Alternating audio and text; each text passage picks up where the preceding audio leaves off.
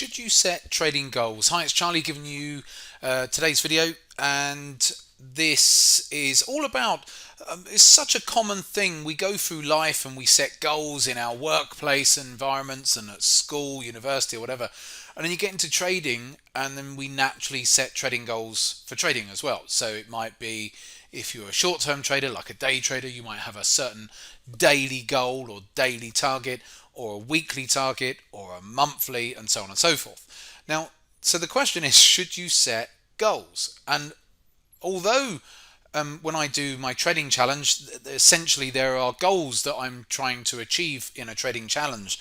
But even in the trading challenge, I'm not checking my P&L every week to see if I've hit any certain goals or anything like that, because what I'm more interested in is trying to trade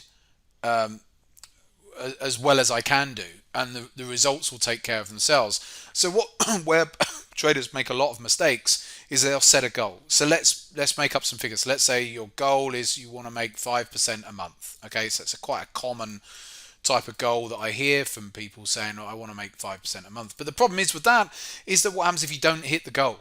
There's a few things here.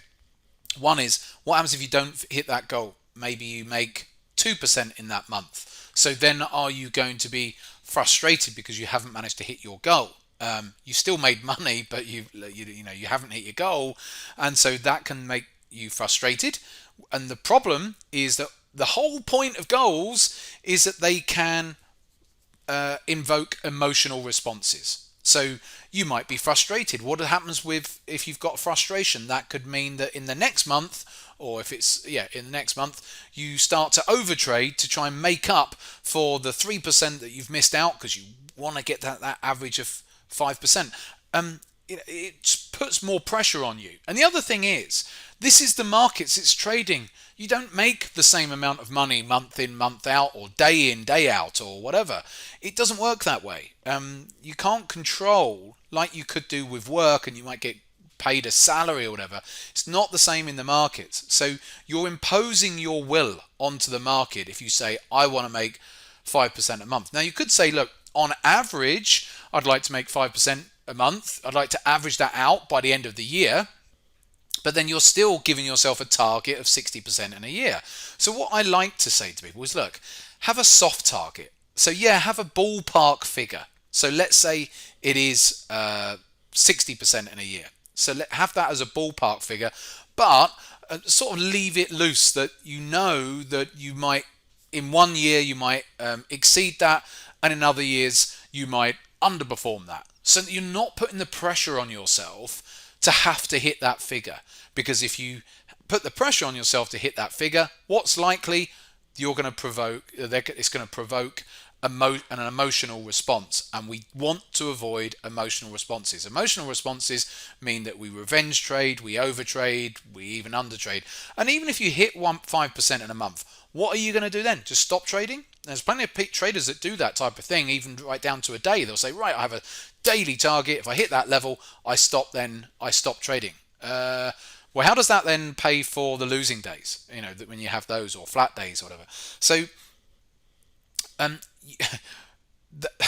if you stop trading because you've hit your milestone, let's say it's a monthly figure, then what happens if you'd have carried on trading? You might have doubled that, and you need to have those months where you might double that to pay for those losing months. So again, having goals is really, really tough. It's a bit like the European Football Championships are on at the moment, and there's been a couple of matches which have gone to penalty shootouts.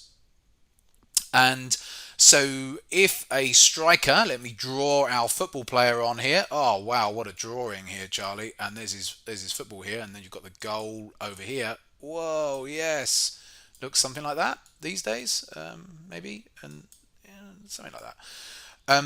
So he wants to strike that ball into the top corner over here, or whatever.